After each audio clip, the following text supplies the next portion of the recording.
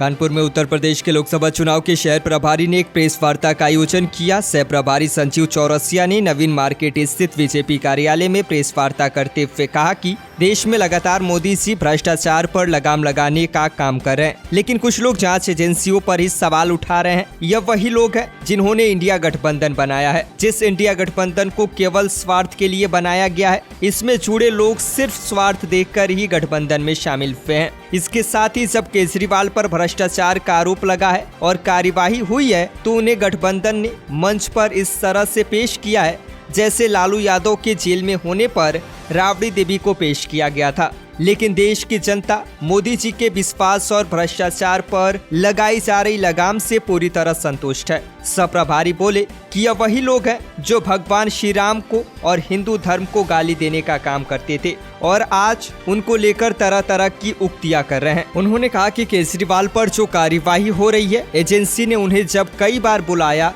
लेकिन उसके बावजूद भी वह वहां नहीं पहुंचे।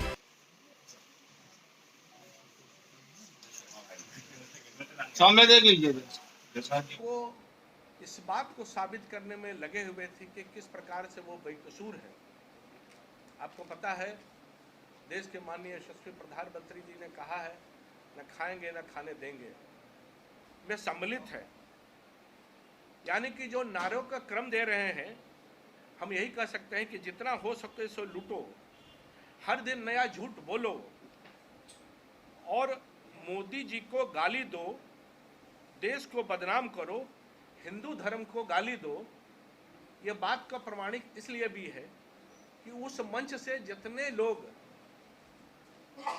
माननीय आदरणीय श्रद्धेय प्रातः स्मरणीय भगवान राम को गाली देने वाले लोग आज भगवान राम के बारे में क्या क्या उक्तियां कहने का काम मन से कर रहे हैं, इस बात को देश की जनता देखने का भी काम कर रही है कि जो प्रमाण मांगते थे, आज वही अलग अलग प्रकार से सब लोग उस वृत्तांत में उनके यथागान में लोग लगे हुए हैं। और भ्रष्टाचार के बारे में जितने प्रकार के उनकी उक्तियां हैं कि जेल के बंद नेताओं से लेकर मनीष सिसोदिया से लेकर संजय सिंह से लेकर केजरीवाल से लेकर हेमंत सोरेन से लेकर और कांग्रेस पार्टी के सबसे लेकर उनके अलग अलग उक्तियां लालू प्रसाद यादव से लेकर सब चीज़ आपके सामने स्पष्ट रूप से है। जहां तक ईडी गठबंधन के यूपी के संदर्भ में है, यहां कांग्रेस के रूप में भी आप स्पष्ट रूप से दिखाई दे रहा है कि कितने हजार करोड़ के बेल पर श्रीमान सोनिया गांधी से लेकर श्रीमती सोनिया गांधी से लेकर सब लोग हैं। गठबंधन का कोई भी किसी प्रकार से, आज जो मैंने कहा कि माननीय प्रधानमंत्री जी और माननीय योगी जी के उत्तर प्रदेश के नेतृत्व में माननीय प्रधानमंत्री जी के केंद्र सरकार की जितनी योजनाएं हैं, संकल्प शक्ति के साथ वाराणसी से लेकर अयोध्या जी से लेकर सब संकल्प शक्ति है, विकास की भी यात्रा है, धर्म प्रयाण का भी है। आज कहीं भी किसी का भी कुछ भी कर ले, किसी का भी परिणाम न दिखने वाला है, न उनका परिणाम जो है सकारात्मक साबित भी होने वाला है। जी, दरार तो पूरी तरह से है। जब इकरार और प्यार ही नहीं था तो दरार पड़ना ही पड़ना है। ये तो केवल अवसरवादी गठबंधन है जो समय समय पर इनके गठ का जोड़ होता है, पर जोड़ का कहीं जोड़ नहीं है। समय आने पर तुरंत तोड़ का तोड़ हो जाता है। इसलिए स्वार्थ के साथ जो गठबंधन है वो न समाज के हित के लिए है, न राज्य के हित के लिए है, न देश के हित के लिए है। आपको ध्यान में होगा कि इंडी गठबंधन के जो विषय चला था, पटना से प्रारंभ होकर किस प्रकार के अलग अलग चंचल हो गए, उसका एक छोटा सा परिणाम देना चाहेंगे कि बिहार में आरजेडी अपने कैंडिडेट को स्वयं घोषणा करने का काम कर रहे हैं, तो बंगाल में देखिए तो ममता जी स्वयं घोषणा करने का काम कर रही है। यानी कि गठबंधन के जो नैतिक धर्म भी है उसका भी पालन करने का काम नहीं कर रहे हैं। सब अपना अपना राग और अपने अपने तबले बजाने में व्यस्त है। इनको पकड़ा गया, उसी ने बीजेपी को रोकने के बाद बॉन्ड में पैसा दे दिया। ठीक है, केजरीवाल से बड़ा अपने आप को गलत तरीके से स्थापित करने वाला व्यक्ति इस देश के अंतर्गत कोई नहीं है।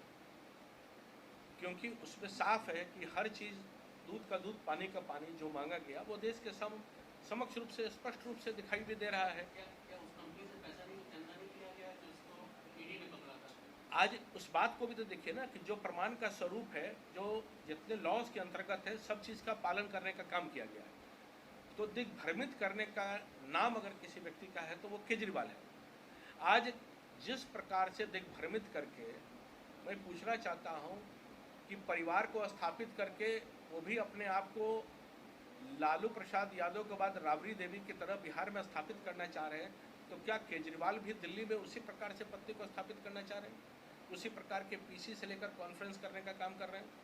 तो आज दिल्ली की जनता इस बात को जानती है बखूबी कि किस प्रकार से बरगलाने का काम उन्होंने किया है। प्रधानमंत्री जी ने आज भ्रष्टाचार के खिलाफ लड़ाई की बात की। अजीत पवार पे उन्होंने ही आरोप लगाए थे कि भ्रष्ट है और जल्दी जेल में होगा। कितनी कभी ईडी कार्रवाई होती है? वही मैंने कहा कि समय अवधि परिधि के परिणाम के स्वरूप में हर चीज़ अपने आप में स्थापित होने का काम होता है कि आखिर में कौन कौन सा आरोप का है।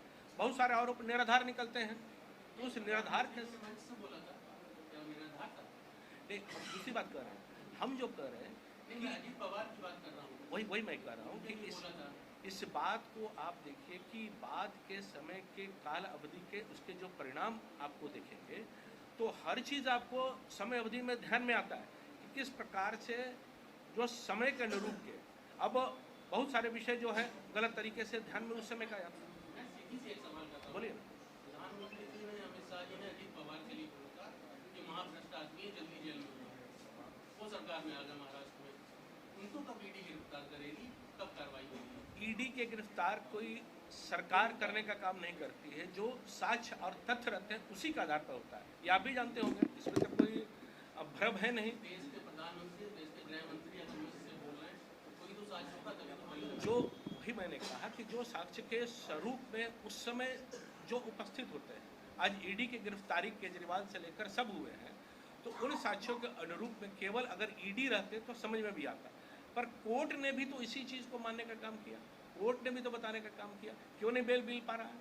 तो मेरा तो सीधा प्रश्न है कि सिसोदिया से लेकर संजय सिंह से लेकर जितने लोग हैं, क्यों नहीं बेल मिल पा रहा?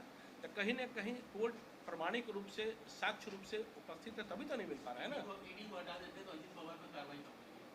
आज मैं वही तो कर रहा हूँ कि इस बात को तो आप ध्यान रखिए ना कि जो चीज़ प्रमाणिक रूप से अप्रामाणिकता के साथ उपस्थित है और उपलब्ध है, कोई सरकार और व्यक्ति नहीं करता, बल्कि संबंधित जो विभाग है, चाहे in the eyes of court भी जो जाता है, तो कोर्ट से संबंधित जितने विषय निकलते हैं तो वो कोर्ट निर्णय लेती है।